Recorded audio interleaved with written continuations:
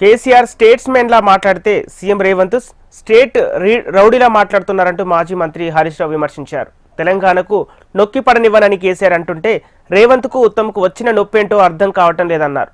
తప్పు చేశారు కాబట్టే కాంగ్రెస్ వాళ్లకు నొప్పి కలుగుతుందని ఆరోపించారు. కేసీఆర్ ప్రశ్నించిన అంశాలపై సమాధానం ఎందుకు చెప్పటం లేదని, నిధులు సమీకరించడం తెలుసని ఎన్నికల ముందు చెప్పిన మాటలు ఏమయ్యాయని ప్రశ్నించారు హరీష్ రావు. నిన్న రేవంత్ రెడ్డి గారు అంటే ఎంత మరుగుజ్జు మనస్తత్వం అంటే, కేసీఆర్ గారు 7ంటికి ప్రెస్ మీట్ అయితే ఆయన 9 గంటలకు రాత్రి 9:30కి ఇంట్లో చిచ్చాటు పెట్టడం అంటేనే ఆయన ఎంత సంకుచిత మనస్తత్వంతో, ఎంత మరుగుజ్జు మనస్తత్వంతో ఆయన గారు ముఖ్యమంత్రి పనిచేస్తుండో మనకు అర్థమవుతా ఉంది. సరే, అది ఆయన విజ్ఞత, ఆయనకు వదిలేస్తాం. కేసీఆర్ గారు నిన్న ఒక స్టేట్స్మెన్ లాగా మాట్లాడారు.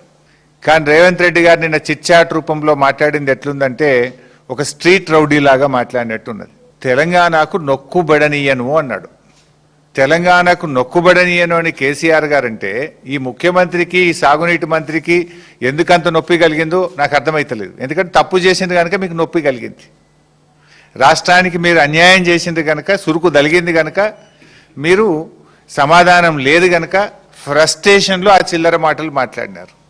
కేసీఆర్ గారి వ్యాఖ్యలతో రేవంత్ రెడ్డి తెలంగాణ ద్రోహిగా నిన్న స్పష్టంగా రాష్ట్ర ప్రజల ముందు కేసీఆర్ గారు నిలబెట్టారు. ఉత్తమ్ కుమార్ రెడ్డి గారు ఉత్తర కుమారుడుగా నిన్న తేలిపోయినటువంటి పరిస్థితి. కాంగ్రెస్ పార్టీకి అపారమైన అనుభవం ఉన్నది, నిధులు ఎలా సమీకరించాలో, ఎలా ఇవ్వాలో మాకు బాగా తెలుసని ఎన్నికల ముందు చెప్పింది కదా. ఏమైంది మీ అనుభవం?